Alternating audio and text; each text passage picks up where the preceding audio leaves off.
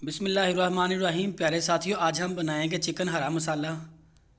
सबसे पहले हमने ऑयल ले लिया, उसके साथ ही हमने जिंजर गार्लिक का पेस्ट, इसको अच्छी तरह सोते करेंगे। इसके साथ ही मैंने चिकन शामिल कर दिया,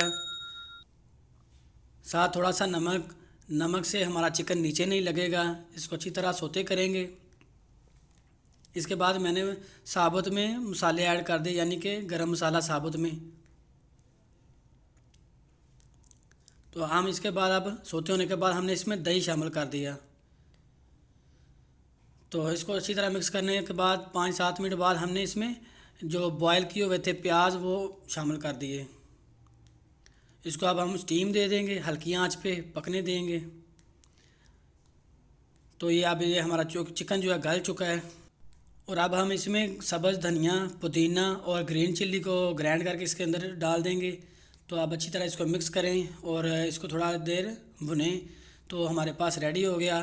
तो अगर हमारी वीडियो अच्छी लगे तो कमेंट में हमें भी बताइएगा और हमारे चैनल को सब्सक्राइब कर लें। Thank you. अल्लाह हाफ़िज़।